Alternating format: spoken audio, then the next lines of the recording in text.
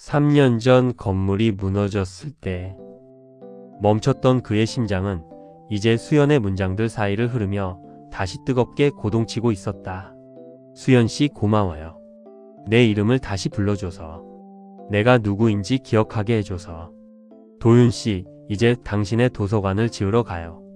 종이 위가 아니라 사람들이 실제로 숨 쉴 수 있는 그 숲 같은 공간을요. 두 사람은 옥탑방 창문을 열었다. 서울의 야경이 보석을 뿌려놓은 듯 펼쳐져 있었다. 자정의 편의점에서 마셨던 900원짜리 캔커피는 이제 없었지만 두 사람의 가슴 속에는 그 어떤 명품 와인보다 진한 승리의 향기가 감돌고 있었다. 첫 번째 균열은 파괴가 아닌 새로운 세상으로 나아가는 출구였다. 세상은 이도윤이라는 이름을 다시 연호하기 시작했다. 3년 전 그를 살인마라 불렀던 언론들은 이제 그를 진실을 수호한 고독한 천재로 포장하며 앞다투어 인터뷰를 요청했다.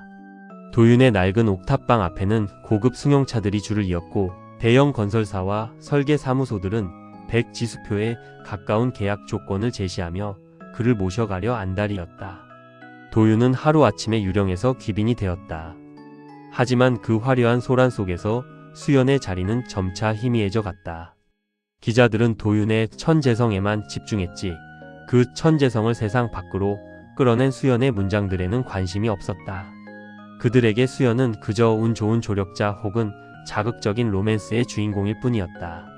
수연은 여전히 편의점 조끼를 입고 밤을 지켰지만 이제 편의점 유리창 너머로 보이는 도윤의 모습은 예전처럼 가깝지 않았다. 도윤 씨, 오늘 인터뷰 잘 끝났어요. 새벽 1시 평소보다 늦게 편의점을 찾은 도윤은 말끔한 수트 차림이었다. 후드티를 눌러 쓰던 예전의 모습은 온데간데 없었지만 그의 눈빛에는 숨길 수 없는 피로감이 서려 있었다. 수연은 계산대 너머로 그를 보며 애써 밝게 웃었다. 도윤의 손에는 이제 900원짜리 캔커피 대신 유명 카페의 로고가 박힌 테이크아웃 컵이 들려 있었다. 네, 겨우 끝났네요. 수연 씨, 오늘 퇴근하고 잠깐 얘기 좀 할 수 있을까요? 보여줄 게 있어서요. 도윤의 목소리는 다정했지만 수연은 묘한 거리감을 느꼈다. 그가 내민 것은 국내 최대 설계 사무소인 어앤드어의 파트너 영입 제안서였다. 그곳은 모든 건축학도의 꿈이자 도윤이 3년 전 가장 들어가고 싶어 했던 곳이었다. 정말 잘 됐네요, 도윤 씨. 드디어 원래 자리로 돌아가시는군요. 수연의 축하 인사는 진심이었지만 목소리 끝이 미세하게 떨렸다. 도윤은 제안서를 테이블 위에 내려놓으며 수연을 빤히 바라보았다. 수연 씨, 저는 이 제안을 거절할 생각이에요. 대신 제가 직접 사무소를 차리려고 합니다. 그리고 그곳의 첫 번째 프로젝트는 우리가 밤새워 이야기했던 자정의 도서관이 될 거예요. 수연 씨가 쓴 그 소설이 건물의 뼈대가 되는 그런 곳 말입니다. 도윤의 말에 수연은 눈시울이 뜨거워졌다. 그가 세상에 화려한 유혹을 뿌리치고 여전히 자신과의 약속을 기억하고 있다는 사실이 고마웠다. 하지만 현실은 그리 녹록지 않았다. 도윤은 이제 거물급 인사가 되었고 수연은 여전히 낯선 작가이자 아르바이트생이었다. 사람들은 두 사람의 관계를 두고 신데렐라 스토리라며 수군거렸다.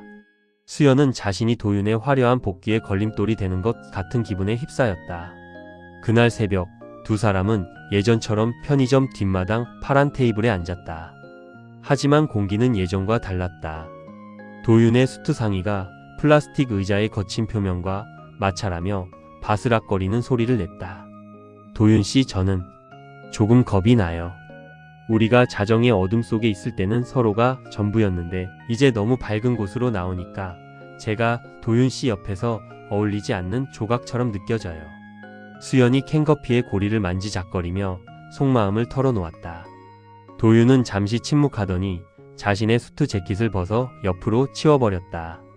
그리고 셔츠 소매를 걷어 올리며 수연의 손을 꽉 잡았다. 수연 씨, 이 옷과 구두가 나를 증명하는 게 아니에요. 내 진짜 설계도는 여전히 수연 씨의 문장들 사이에 있어요. 사람들이 나를 천재라고 부를 때 나는 속으로 비웃었습니다. 내 천재성은 3년 전 이미 죽었거든요. 나를 다시 살린 건 세상의 찬사가 아니라 빗속에서 나를 위해 뛰어오던 수연 씨의 발소리였어요. 도윤은 주머니에서 낡은 연필 한 자루를 꺼냈다. 그것은 수연이 처음으로 그에게 선물했던 편의점에서 파는 1,000원짜리 연필이었다. 이 연필이 닳아 없어질 때까지 나는 수연 씨 곁에서 집을 지을 겁니다. 우리가 편의점 형광등 아래에서 꿈꿨던 그 도서관은 내가 성공해서 짓는 건물이 아니에요. 우리가 서로를 포기하지 않았기 때문에 세워지는 기념비 같은 곳이죠. 수연 씨가 없으면 그 건물은 그냥 차가운 콘크리트 덩어리일 뿐이에요. 도윤의 고백은 설계도보다 정교했고 수연의 소설보다 감동적이었다. 수연은 비로소 깨달았다. 사랑은 서로의 상황이 비슷할 때 완성되는 것이 아니라 서로의 부족한 조각을 채워줄 때 비로소 단단해진다는 것을. 그녀는 도윤의 가슴에 고개를 묻었다. 도윤의 심장 박동은 예전이나 지금이나 변함없이 따뜻하고 힘찼다. 도윤 씨 약속해요. 세상이 아무리 우리를 흔들어도 자정의 10분을 잊지 않겠다고요. 우리가 처음으로 서로를 알아봤던 그 짧은 시간 말이에요. 약속합니다. 이제 내 모든 설계도의 첫 줄에는 당신의 이름이 들어갈 거예요. 두 사람은 다시 캔커피를 땄다. 900원짜리 싸구려 커피였지만 도윤이 가져온 고급 카페 라떼보다 훨씬 진하고 깊은 맛이 났다. 새벽 4시 시장 상인들이 활기차게 하루를 시작하는 소리가 들려왔다. 자정의 고독은 가고 이제 함께 맞이하는 아침이 오고 있었다. 수연은 가방에서 자신의 소설 원고를 꺼냈다. 그리고 마지막 페이지 아래에 도윤의 연필로 한 줄을 덧붙였다. 우리의 사랑은 가장 어두운 시간에 설계되어 가장 밝은 빛 속에서도 무너지지 않는 집이 되었다. 도윤은 그 문장 위에 자신의 손을 겹쳤다. 두 사람의 그림자가 파란 테이블 위로 하나가 되어 길게 늘어졌다. 그것은 세상에서 가장 아름다운 사랑의 평면도였다. 그들은 이제 더 이상 유령도 도망자도 아니었다. 서로의 영혼을 읽어주는 진정한 건축가와 작가로서 새로운 새벽을 향해 당당히 첫 발을 내디뎠다. 계절은 가파르게 변해 어느덧 편의점 앞 가로수들이 노란 옷을 갈아입고 있었다. 자정의 편의점 24시 블루문에는 더 이상 수연이 없었다. 그녀는 지난달 3년간 지켰던 카운터를 떠났다. 그녀의 손엔 바코드 스캐너 대신 한중견 출판사로부터 받은 출판 계약서가 들려 있었다.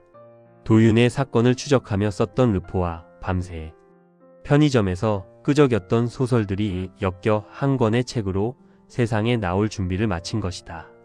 수연은 이제 편의점 알바생이 아닌 작가 이수연으로서 자신의 문장을 책임져야 했다. 도윤 역시 마찬가지였다. 그는 강남의 화려한 오피스 대신 수연과 함께 밤을 지새웠던 편의점 인근의 작은 건물을 임대해 스튜디오 자정을 열었다. 그의 책상 위엔 더 이상 900원짜리 캔커피가 아닌 수많은 설계 의뢰서가 쌓여 있었지만 그는 단 하나의 프로젝트에만 몰두했다. 바로 수연의 소설 속 공간을 현실로 옮겨내는 자정의 도서관 건립이었다. 수연 씨, 오늘 출판사 미팅은 잘 끝났어요. 도윤은 자신의 사무실에서 도면을 검토하다가 들어오는 수연을 반겼다. 이제 그는 수트가 아닌 편안한 면바지에 소매를 걷어붙인 셔츠 차림이었다. 그 모습이 예전 옥탑방에서의 열정을 되찾은 것 같아 수연은 마음이 놓였다. 네, 편집자님이 제 소설의 마지막 챕터가 너무 뭉클하대요. 도윤 씨가 설계도에 넣었던 그 기억의 홀 묘사를 보고 울었다고 하시더라고요. 문장과 건물이 이렇게 완벽하게 어우러질 수 있냐면서요. 수연은 가방에서 갓 인쇄된 교정지를 꺼내 놓았다. 도윤은 그 교정지 위에 자신의 투명한 트레이싱지를 겹쳐 올렸다. 종이 위의 문장들이 도윤이 그은 선들과 맞물리며 입체적인 공간으로 변해갔다. 두 사람은 이제 더 이상 서로에게 의지하기만 하는 약한 존재들이 아니었다. 각자의 분야에서 홀로 서기에 성공한 두 장인이 만나 세상에 없던 거대한 예술을 빚어내고 있었다. 드디어 도서관 부지에 첫 삽을 뜨는 날이 왔다. 장소는 도윤이 사고를 겪었던 그 현장에서 멀지 않은 버려진 폐공장 터였다. 도윤은 과거의 아픔이 서린 그곳을 치유의 공간으로 바꾸고 싶어 했다. 착 공식 현장엔 화려한 축사나 리본 커팅식 대신 두 사람이 처음 만났던 편의점에 파란 플라스틱 의자 2개가 놓여 있었다. 도윤 씨 기억나요? 이 의자 위에서 우리가 처음 서로의 꿈을 이야기했던 거. 수연이 의자를 쓰다듬으며 묻자 도윤이 그녀의 손을 꽉 잡았다. 잊을 리가요. 그때 수연 씨가 그랬죠. 제 설계도에는 누군가를 해치려는 마음이 단 한 줄도 없다고. 그 말이 이 건물의 가장 단단한 기초석이 됐어요. 포클레인이 땅을 파헤치고 거친 흙더미가 들려 올려질 때마다 수연은 가슴이 벅차올랐다. 그것은 단순히 건물을 짓는 소리가 아니었다. 도윤의 무너진 자존심을 세우고 수연의 꺾였던 필력을 되살리는 부활의 소리였다. 도윤은 직접 안전모를 쓰고 현장을 누비며 자재 하나하나를 꼼꼼히 체크했다. 3년 전의 실수를 반복하지 않기 위해 그는 시공사의 뒤를 쫓으며 정직한 철근과 시멘트가 쓰이는지 매일같이 감시했다. 한편 수연의 소설 자정의 조각은 출간과 동시에 서점가의 돌풍을 일으켰다. 진실을 설계한 건축가와 글을 읽어낸 작가라는 실화 바탕의 이야기는 대중들의 심금을 울렸다. 수연은 북토크 현장에서 독자들에게 이렇게 말했다. 우리는 모두 인생의 자정 같은 시간을 지납니다. 하지만 그 어둠 속에서 누군가의 손을 잡을 수 있다면 그 시간은 절망이 아니라 새로운 아침을 설계하는 시간이 됩니다. 저에게 도윤 씨는 그 자정의 가장 밝은 형광등이었습니다. 북토크가 끝나고 사인회를 하던 중 익숙한 인형이 줄 끝에 서 있었다. 검은 후드티가 아닌 단정한 코트를 입고 꽃다발을 든 도윤이었다. 그는 수연의 책을 내밀며 장난스럽게 물었다. 작가님, 영수증은 버려주실 거죠? 수연은 웃음을 터뜨리며 그의 책 첫 페이지에 이렇게 적었다. 나의 영원한 9번 공격수이자 내 인생의 유일한 설계자에게. 그날 밤 두 사람은 도서관 골조가 올라가는 현장 옥상에 올랐다. 서울의 야경은 여전히 화려했지만 이제 그들은 그 불빛들을 부러워하지 않았다. 그들 스스로가 누군가에게 빛이 되고 있었기 때문이다. 도윤은 수연의 어깨를 감싸 안으며 약속했다. 수연 씨, 이 건물이 완공되면 1층엔 작은 편의점을 넣을 거예요. 우리가 처음 마셨던 그 캔커피만 파는 곳이죠. 세상에서 가장 힘든 시간을 보내는 사람들이 이곳에 와서 900원으로 위로받을 수 있게. 수연은 그의 가슴에 머리를 기대며 대답했다. 좋아요. 그럼 저는 그 편의점 옆에서 매일 밤 사람들의 사연을 들어주는 작가가 될게요. 자정이 지나도 꺼지지 않는 그런 따뜻한 곳을 함께 만들어요. 첫 삽을 뜬 대지는 이제 단단하게 다져졌다. 두 사람의 사랑 또한 그 어떤 지진에도 흔들리지 않을 만큼 깊은 뿌리를 내렸다. 자정의 유령들은 이제 아침을 여는 거장이 되어 서로의 삶이라는 설계도 위에 가장 찬란한 색을 칠하고 있었다.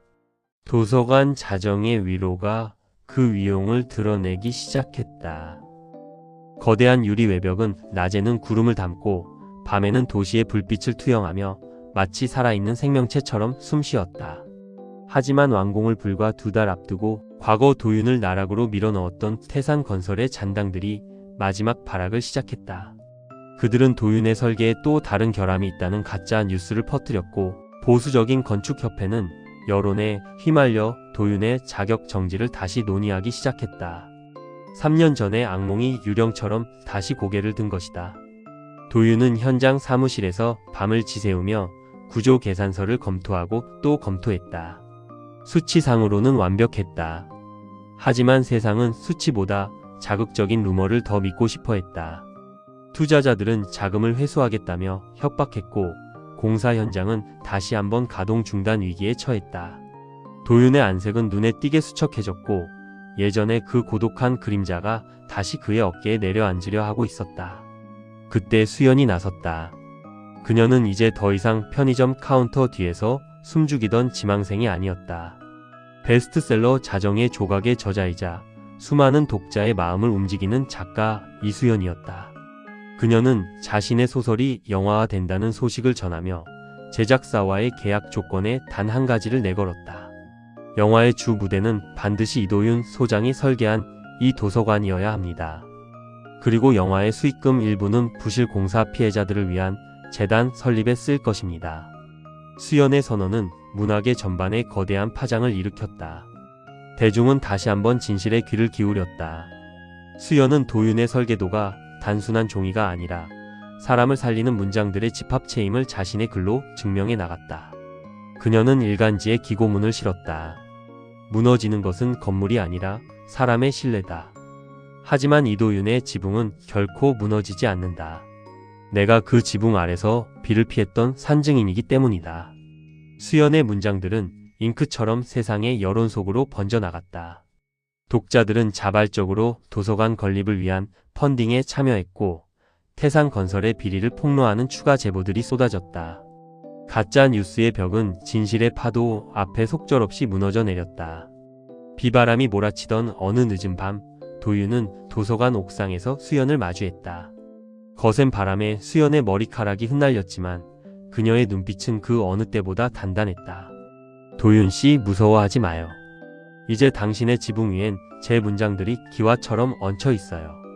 세상 그 어떤 폭풍우가 몰아쳐도 우리가 만든 이 공간은 끄떡없을 거예요. 도윤은 수연을 으스러지도록 끌어안았다. 3년 전에는 혼자 견뎌야 했던 그 외로운 싸움을 이제는 자신의 모든 것을 걸고 지켜주는 한 여자와 함께하고 있다는 사실에 그는 눈물을 흘렸다. 그의 눈물은 빗물에 섞여 바닥으로 흘러내렸지만 그것은 슬픔이 아니라 정화의 눈물이었다. 수연 씨, 고마워요. 내 인생이라는 부실한 설계도를 당신이 가장 정직한 문장으로 보강해 주었네요. 이제 이 도서관은 우리 두 사람의 심장이 함께 뛰는 곳이에요. 두 사람은 옥상에서 완공되지 않은 도서관 내부를 내려다보았다. 비어있는 서가들은 이제 곧 수만 권의 책과 사람들의 이야기로 채워질 것이다. 수연의 소설이 영화로 만들어져 스크린에 투영될 때 이 공간은 전 세계 사람들에게 치유의 상징이 될 것이다. 그날 밤 두 사람은 도서관 1층에 미리 설치된 무인 카페 공간에 앉았다. 아직 집기들도 다 들어오지 않은 썰렁한 공간이었지만 두 사람은 편의점에서 마셨던 그 캔커피 2개를 따서 나누어 마셨다. 수연 씨, 영화 시나리오 작업은 잘 돼가요? 네, 마지막 장면에 이 도서관의 자정의 조명이 켜지는 순간을 쓰고 있어요. 도윤 씨가 설계한 그 조명이요. 밖에서는 어둡지만 안에서는 가장 따뜻하게 빛나는 그 빛 말이에요. 수연은 노트북을 열어 도윤에게 마지막 문장을 보여주었다. 우리는 서로의 어둠을 전당 잡고 서로의 빛을 설계했다. 자정은 더 이상 고독의 시간이 아니라 가장 찬란한 내일이 잉태되는 축제의 시간이다. 도윤은 그 문장 위에 자신의 설계용자를 올렸다. 문장의 길이와 공간의 깊이가 완벽하게 일치했다. 이제 시련은 끝났다.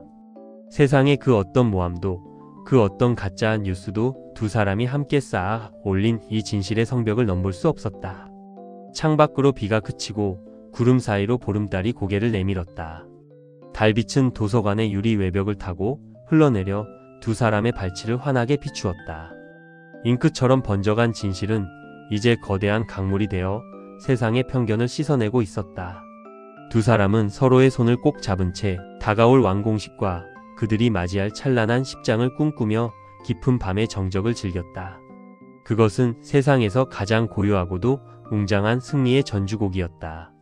도서관 자정의 위로가 완공되던 날 서울의 밤은 유난히도 맑았다.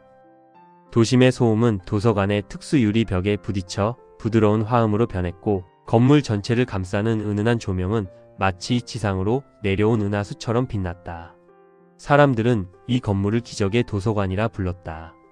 누명을 벗은 건축가와 낙선을 거듭하던 작가가 손을 맞잡고 지어 올린 이 시대 가장 아름다운 치유의 기록이었기 때문이다. 개관식은 화려한 귀빈들의 축사 대신 수연의 북콘서트와 함께 시작되었다. 도서관 1층 로비 가장 높은 천장 아래에는 의외의 물건이 전시되어 있었다. 그것은 눈부시게 세련된 가구가 아니라 때가 타고 다리가 살짝 비틀거리는 파란색 플라스틱 의자 2개였다. 그 위에는 이곳에서 우리의 모든 문장과 선이 시작되었다는 문구가 새겨진 동판이 빛나고 있었다. 수연은 수백 명의 독자 앞에 섰다. 그녀의 손에는 이제 낡은 에코백 대신 자신의 이름이 선명하게 박힌 소설 자정의 조각이 들려 있었다. 그녀는 마이크를 잡고 객석 맨 뒷줄에 서 있는 도윤을 바라보았다. 도윤은 이제 더 이상 후드를 쓰지 않았다. 그는 단정한 셔츠 차림으로 세상을 향해 가장 당당하고 다정한 미소를 짓고 있었다. 여러분이 앉아 계신 이 공간은 저의 소설이자 이도윤 소장님의 설계도입니다.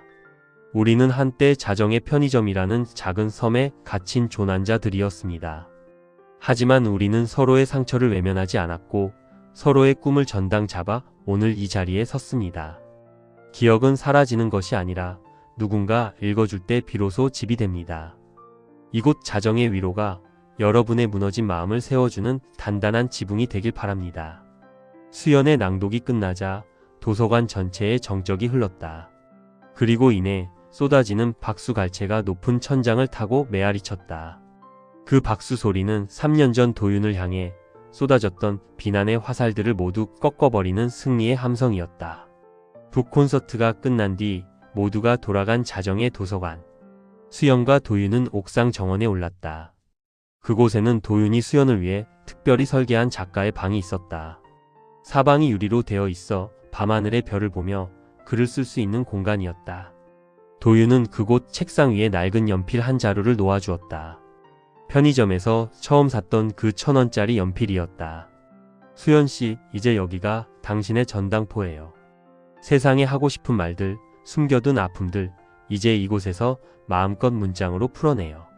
내가 지은 이 지붕이 당신의 모든 단어들을 지켜줄 거니까요. 수연은 도윤의 손을 잡고 그의 가슴에 귀를 기울였다. 규칙적으로 뛰는 그의 심장 소리는 이제 세상에서 가장 튼튼한 건축물의 기초석처럼 느껴졌다. 도윤씨 기억나요? 우리 처음 만났을 때 도윤씨가 늘 영수증은 버려주세요 라고 했던 거요. 그때 전 생각했어요. 이 사람은 왜 자신의 흔적을 남기고 싶어 하지 않을까 하고요. 도윤이 수연의 이마에 입을 맞추며 나직하게 웃었다. 그땐 흔적이 남는 게 두려웠거든요. 내 흔적이 누군가에게 상처가 될까봐. 하지만 이제는 아니에요. 내 모든 설계도의 마지막 페이지엔 당신이라는 영수증을 붙여둘 겁니다. 내가 이 세상에 존재했다는 가장 확실하고 유일한 증거니까요. 두 사람은 도서관 1층으로 내려와 자정의 편의점이라 이름 붙인 휴게 공간으로 향했다. 그곳은 24시간 내내 형광등이 꺼지지 않았다. 하지만 예전의 그 차갑고 무기력한 빛이 아니었다. 누군가의 새벽을 응원하고 길 잃은 이들의 길잡이가 되어주는 따뜻한 등대의 빛이었다. 도윤은 자판기에서 캔커피 2개를 뽑았다. 900원. 가격은 그대로였지만 그 속에 담긴 의미는 억만금의 가치를 지니고 있었다. 두 사람은 파란색 플라스틱 의자에 나란히 앉아 캔을 부딪혔다. 축하해요, 이도윤 소장님. 당신의 지붕이 완공된 걸. 축하합니다, 이수연 작가님. 당신의 이야기가 집이 된 걸. 멀리서 새벽을 여는 첫차 소리가 들려왔다. 자정은 이제 고립의 시간이 아니라 누군가의 진심이 다른 누군가의 영혼에 닿는 기적의 시간이 되었다. 잉크처럼 번져갔던 두 사람의 슬픔은 이제 세상을 적시는 따뜻한 선율이 되어 흐르고 있었다. 수연은 도윤의 어깨에 기대어 눈을 감았다. 그녀의 머릿속에는 이미 다음 소설의 첫 문장이 그려지고 있었다. 우리는 모두 서로의 어둠 속을 헤매는 여행자들이다. 하지만 자정의 문을 여는 단 한 곳의 빛을 찾을 수 있다면 우리는 다시 시작할 수 있다. 그 빛의 이름은 당신이다. 도윤은 수연의 어깨를 감싸 안으며 옥상 너머로 떠오르는 새벽빛을 바라보았다. 그 빛은 이제 더 이상 그들을 위협하지 않았다. 빛과 어둠, 선과 문장, 그리고 두 사람. 모든 조각이 완벽하게 맞춰진 자정의 설계도는 그렇게 영원히 무너지지 않는 사랑의 성전으로 완성되었다. 편의점의 종이 딸랑이며 새로운 손님을 맞이했다. 자정의 고요를 뚫고 들어온 지친 누군가가 파란 의자에 앉아 캔커피를 땄다. 그리고 그 옆에 놓인 수연의 책을 펼쳤다. 또 다른 자정의 조각이 빛을 찾기 시작한 눈부시게 아름다운 새벽의 시작이었다. 그로부터 몇 년 뒤 자정의 위로 도서관은 전 세계 건축가들과 문학인들이 반드시 들러야 할 성지가 되었다. 매달 자정의 마지막 날이면 도서관 전체 조명을 끄고 오직 1층 편의점의 불빛만 켜둔 채 낭독회가 열린다. 그곳에는 여전히 2개의 파란 의자가 놓여있고 운이 좋은 날엔 그곳에 앉아 캔커피를 나눠 마시며 새로운 도면을 그리는 중년의 부부를 만날 수 있다고 한다. 그들이 짓는 것은 건물이 아니라 사람의 마음이며 그들이 쓰는 것은 소설이 아니라 내일의 희망이다. 자정의 조각들은 그렇게 영원히 꺼지지 않는 별이 되어 도시의 밤을 지키고 있다. 도서관 자정의 위로가 개관한 지 어느덧 사반세기가 지났다. 세월의 흐름에 따라 건물 외벽의 유리는 더욱 깊은 깊이감을 머금게 되었고 옥상 정원의 나무들은 이제 제법 울창한 숲의 모양새를 갖추어 도심 속의 작은 섬처럼 자리 잡았다. 이곳의 밤은 여전히 자정 10분 전이면 모든 조명을 낮추고 1층 휴게 공간에 따뜻한 형광등 불빛만을 남겨두는 전통을 이어가고 있었다. 그 도서관의 관장실 안 30살의 청년 건우는 아버지 도윤이 물려준 낡은 제도판 앞에 앉아 있었다. 건우는 아버지를 닮아 날카로운 턱선과 섬세한 손가락을 가졌고 어머니 수연을 닮아 사람의 마음을 읽어내는 깊은 눈동자를 지니고 있었다. 그는 현재 이 도서관의 운영을 책임지는 동시에 부모님이 일구어 놓은 치유의 건축 철학을 이어가는 젊은 건축가로 활동 중이었다. 관장님, 오늘 밤 자정의 낭독회 준비는 다 끝났습니다. 이번 달 초대 작가님은 관장님, 어머님의 제자분이라고 하시네요. 직원의 보고에 건우는 고개를 끄덕이며 자리에서 일어났다. 그는 습관처럼 1층 로비로 내려갔다. 그곳에는 여전히 세월의 흔적이 고스란히 묻어있는 파란색 플라스틱 의자 2개가 전시되어 있었다. 관람객들에게는 전설적인 건축가와 작가의 로맨틱한 유물이겠지만 건우에게 이 의자는 부모님이 자신에게 물려준 가장 엄격하고도 다정한 가르침이었다. 건우야, 건물은 콘크리트로 세우는 게 아니라 그 안에 담길 사람들의 숨소리로 세우는 거란다. 아버지는 늘 그렇게 말씀하셨다. 건우는 의자 옆에 서서 잠시 눈을 감았다.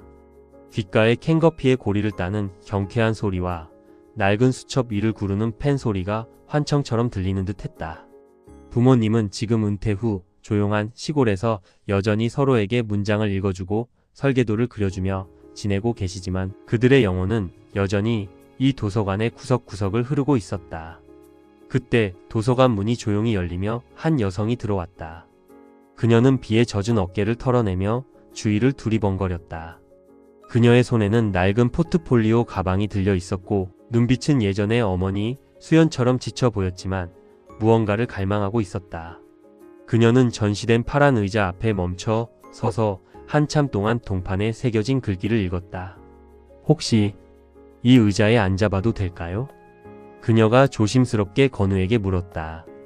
원래는 눈으로만 봐야 하는 전시물이었지만 건우는 묘한 이끌림에 미소 지으며 고개를 끄덕였다. 물론이죠. 이 의자는 누군가 앉아있을 때 비로소 완성되는 거니까요. 여성이 의자에 앉는 순간 건우는 25년 전 자신의 부모님이 보았던 풍경을 비로소 이해할 수 있었다. 가장 낮은 곳에 놓인 가장 저렴한 의자. 하지만 그곳에 앉아 꿈을 꾸는 순간만큼은 그 어떤 왕자보다 존엄해진다는 것을. 여성은 의자에 기대어 긴 한숨을 내쉬더니 가방에서 연필 한 자루를 꺼내 종이 위에 선을 긋기 시작했다. 건우는 그녀의 방해를 피하기 위해 조용히 자판기 앞으로 걸어갔다. 그리고 900원짜리 캔커피 2개를 뽑았다. 이제는 물가가 올라 900원으로는 껌 한 통 사기 힘든 세상이었지만 이 도서관의 자판기만큼은 25년째 가격을 올리지 않고 있었다. 그것은 도윤과 수연이 세상에 남긴 마지막 고집이었다. 커피 좀 드시겠어요?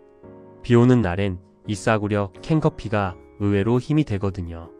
건우가 건네는 커피에 여성은 깜짝 놀라며 고개를 들었다. 그녀의 눈에 비친 건우의 모습은 25년 전 수연이 보았던 그 자정의 유령 혹은 다정한 건축가의 환생처럼 보였다. 감사합니다. 사실 오늘 제가 설계한 첫 프로젝트가 무산됐거든요. 세상은 제 선들이 너무 이상적이라고만 하네요. 그래서 이 도서관에 오면 답을 찾을 수 있을까 해서 왔어요. 여성의 고백에 건우는 그녀의 옆자리 또 다른 파란 의자에 앉았다. 이상적이라는 건 아직 세상에 존재하지 않는 따뜻함을 담고 있다는 뜻이겠죠. 제 부모님도 시작은 이 의자 위에서 900원짜리 커피를 나눠 마시는 거였어요. 하지만 그 900원짜리 꿈이 모여 이 거대한 도서관이 됐죠. 당신의 선은 틀리지 않았을 겁니다. 다만 아직 당신을 읽어줄 사람을 만나지 못한 것 뿐이에요. 건우의 말에 여성의 눈시울이 붉어졌다. 건우는 그녀의 포트폴리오를 조심스럽게 살펴보았다. 그 안에는 투박하지만 진심이 담긴 사람 냄새 나는 공간들이 그려져 있었다. 건우는 주머니에서 자신의 명함을 꺼내 그녀에게 건넸다. 저는 이 도서관의 관장이자 건축가인 이건우입니다. 내일 시간 되시면 저희 사무실로 오시겠어요? 당신의 그 이상적인 선들을 어떻게 현실로 만들 수 있을지 함께 고민해보고 싶습니다. 자정을 알리는 종소리가 도서관에 낮게 울려 퍼졌다. 창밖의 빗줄기는 가늘어졌고 구름 사이로 희미한 달빛이 도서관의 유리벽을 비추었다. 건우는 여성을 배웅하고 다시 파란 의자를 바라보았다. 부모님이 남긴 것은 건물이라는 거대한 물질이 아니었다. 그것은 누군가의 상처를 알아봐주는 눈길이었고 보잘것없는 시작을 응원하는 마음이었으며 자정의 어둠 속에서도 아침을 믿는 용기였다. 건우는 이제야 비로소 자신이 설계해야 할 다음 건물이 무엇인지 알 것 같았다. 그는 관장실로 돌아와 새 도면을 펼쳤다. 그리고 부모님이 물려준 그 낡은 연필로 첫 선을 그었다. 도면의 제목은 자정의 조각 두 번째 장이었다. 도서관 밖 서울의 밤은 여전히 차가웠지만 자정의 위로 1층의 불빛은 꺼지지 않고 있었다. 그곳은 이제 건우라는 새로운 설계자와 그를 찾아온 수많은 수연들이 만나 또 다른 기적을 써내려가는 성지가 되고 있었다. 부모님의 사랑이 잉크처럼 번져 아들의 삶이 되었고 그 삶은 다시 세상의 낮은 곳을 비추는 등불이 되어 타오르고 있었다. 자정은 끝이 아니라 영원히 이어지는 선율의 시작이었다.